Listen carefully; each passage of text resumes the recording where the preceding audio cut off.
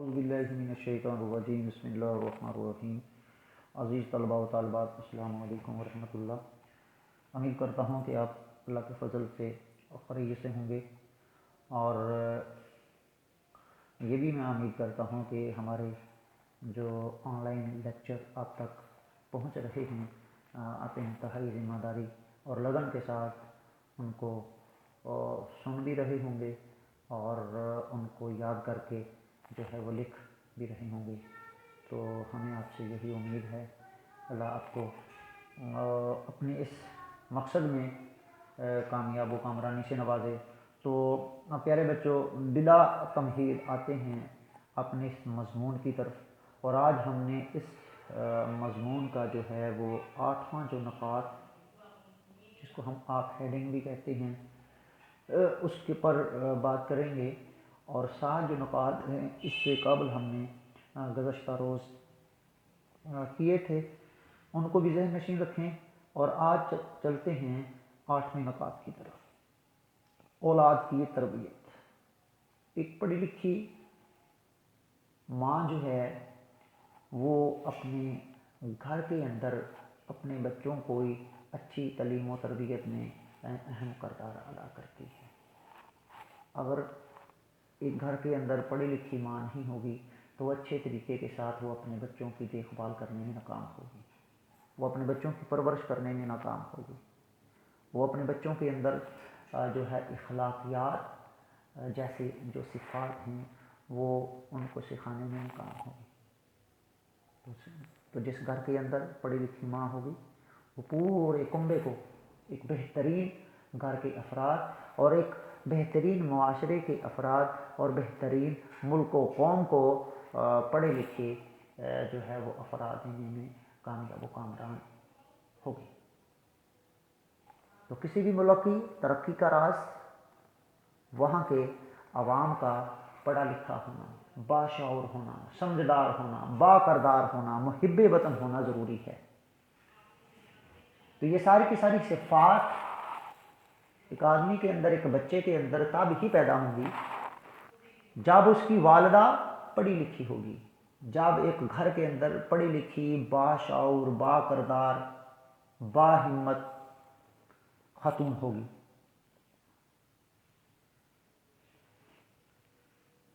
تو آئیے چلتے ہیں مردوں کے شانہ بشانہ۔ جو خواتین زیور تعلیم سے آراستہ نہیں ہوتی، یا جن خواتین کو پڑھنے کا موقع نہیں ملتا، یا جس معاشرے کے اندر صرف اور صرف مردوں کو تعلیم کا موقع دیا جائے اور عورتوں کو صرف اور صرف گھروں تک محدود کیا جائے، تو وہ معاشرہ، وہ ملک کبھی بھی ترقی نہیں کر سکتا۔ تو جن قوموں نے مردوں کے برابر عورتوں کو تعلیم کا حق دیا، آج وہ ملک ترقی یافتہ ہیں، اور ان کی معیشت جو ہے وہ سب سے مضبوط ہے، اور وہاں کے عوام، وہاں کے لوگ خوشحال زندگی بسر کر رہے ہیں۔ اگر عورتوں کو مردوں کے برابر تعلیمی حقوق دیے جائیں تو وہ مردوں کے شانہ بشانہ ہو کر ملک کی ترقی میں اہم کردار ادا کر سکتے ہیں۔ ترقی یافتہ ممالک میں بطور سپاہی، بطور ڈاکٹر، انجینئرز، اساتذہ اور دیگر پروفیشنل جو ٹیکنیکل جابز ہیں، ان میں اہم کردار ادا کر کے وہ ملکی دھارے میں، ملکی ترقی میں اہم کردار ادا کر رہی ہیں۔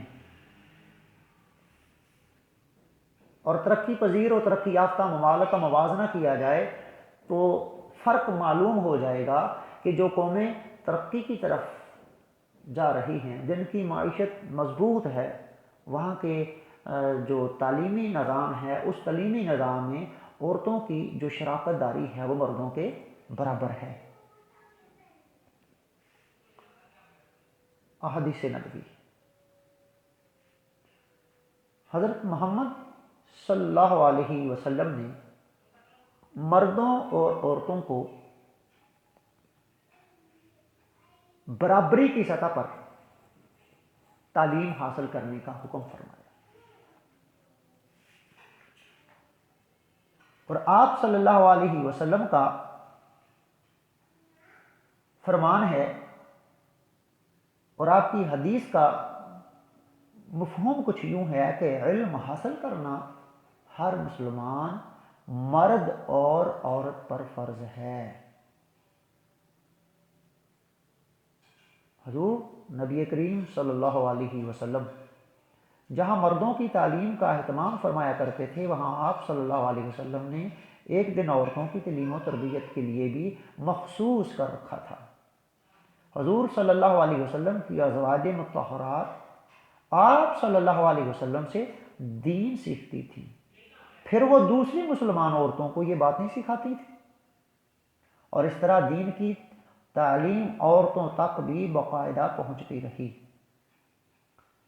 علم کی بدولت ہی عورتوں نے اسلامی تاریخ میں، اسلامی دنیا میں وہ کامیابیاں حاصل کی ہیں، وہ ترقیاں حاصل کی ہیں، اور روحانیت کے اس درجے تک پہنچی ہیں جس درجے تک اس زمانے میں ہزاروں مرد نہیں پہنچ پائے۔ عورت اپنی زندگی میں 3 روپ کے اندر اپنا کردار ادا کرتی ہے: بیٹی، بیوی اور ماں۔ یہ تینوں کردار کسی گھرانے کے لیے روشنی کا مینار تصور کیے جاتے ہیں، اور امید کی جاتی ہے کہ عورت ان تینوں کرداروں میں مثالی روپ کی حامل ہو۔ اگر بیٹی تعلیم یافتہ ہے تو وہ ماں باپ کے لیے راحت کا سبب بنتی ہے، اور اپنے چھوٹے بہن بھائیوں کی صحیح تعلیم و تربیت کرنے میں اپنا اہم کردار ادا کر سکتی ہے۔ پھر یہ بیٹی بیوی بننے کے بعد اپنے سسرال کو امن و سکون کا گہوارہ بنا دیتی ہے، اس گھر کو جنت بنا دیتی ہے، اور ایک تعلیم یافتہ بیوی کو ہی اپنے خاندان کے حقوق کا پتہ ہوتا ہے، وہ مکمل طور پر اپنے خاوند کا حقوق ادا کرنے میں اہم کردار ادا کر سکتی ہے۔ پڑھی لکھی اور سلجھی ہوئی خواتین اپنے خاوند اور دوسرے اہل خانہ کے مزاج کو سمجھنے میں اور ہر ایک کو اپنی اپنی جگہ مطمئن رکھنے میں اہم کردار ادا کرتی ہے، جبکہ ایک جاہل پھوڑ اور جو ہے وہ اپنے گھر کا سکون تباہ و برباد کر دیتی ہے۔ تعلیم یافتہ بیوی گھر کے حالات ناسازگار ہونے کی صورت میں خاوند کا ہاتھ بٹا سکتی ہے، خاوند یا بچوں کی بیماری کی صورت میں وہ ان کی اچھی طرح دیکھ بھال کر سکتی ہے۔ پڑھی لکھی بیوی حفاظان صحت کے اصولوں سے بھی واقف ہوتی ہے، لہذا جب عورت ماں کا روپ دھارتی ہے تو اپنی اولاد کی بہتر تربیت کر کے اسے مہذب اور شائستہ بنا سکتی ہے، اور بزرگوں کا قول ہے کہ ماں کی گود بچے کی پہلی درسگاہ ہے، اور اس درسگاہ سے جو بچہ جو کچھ بھی سیکھتا ہے وہ اپنی آئندہ زندگی پر اس پر بہت زیادہ اثر انداز ہوتا ہے۔ مغربی مفکرین کی رائے ہے کہ مرد کی تعلیم ایک فرد کی تعلیم ہے، جبکہ عورت کی تعلیم ایک خاندان کی تعلیم ہے۔ اور فرانس کے مشہور بادشاہ نیپولین کا قول ہے کہ مجھے آپ تعلیم یافتہ مائیں دیں، میں آپ کو بہترین قوم دوں گا۔ آتے ہیں ماہر خواتین۔ ماہر خواتین جو ہیں، جس معاشرے کے اندر تعلیم و تربیت میں عورتوں کو کی شراکت داری برابر مردوں کے برابر کی جائے، اور تاریخ گواہ ہے کہ وہ قوم، وہ معاشرہ دیگر اقوام سے، دیگر ملکوں سے بہت آگے بڑھ جاتا ہے۔ ترقی یافتہ ممالک میں چائنا کی مثال لے لیں، امریکہ کی مثال لے لیں، روس، برطانیہ، وہاں کے اس معاشرے میں عورتوں اور مردوں کی جو تعلیم ہے اس میں کوئی امتیاز نہیں ہے، اس میں کوئی بھی واضح فرق نہیں ہے۔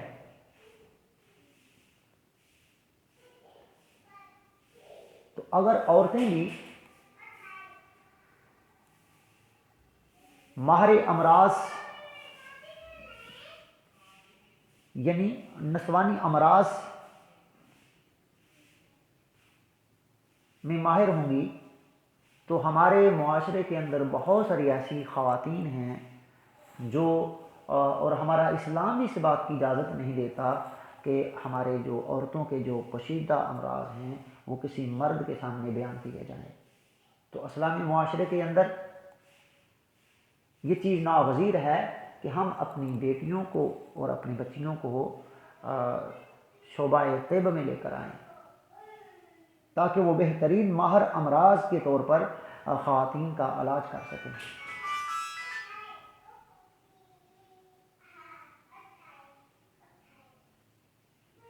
اس کے علاوہ بطور ٹیچر، بطور پروفیسر، اور اس کے علاوہ ملک کی سرحدوں کی حفاظت کرنے کے لیے بھی جو ہیں عورتیں آرمی میں بطور آرمی اور پولیس میں، اس کے علاوہ جنگجو طیاروں کی بہترین پائلٹ کے طور پر جو خواتین ہیں وہ مردوں کے شانہ بشانہ، اور اس کے علاوہ بہترین ماہر جو ہیں کھانے میں، جو دیگر ترقی یافتہ ممالک میں دیکھیں کہ وہ بہترین ہوٹلیں کے ذریعے اپنے گھر کو چلا رہی ہیں اور ایک اچھا روزگار کما رہی ہیں.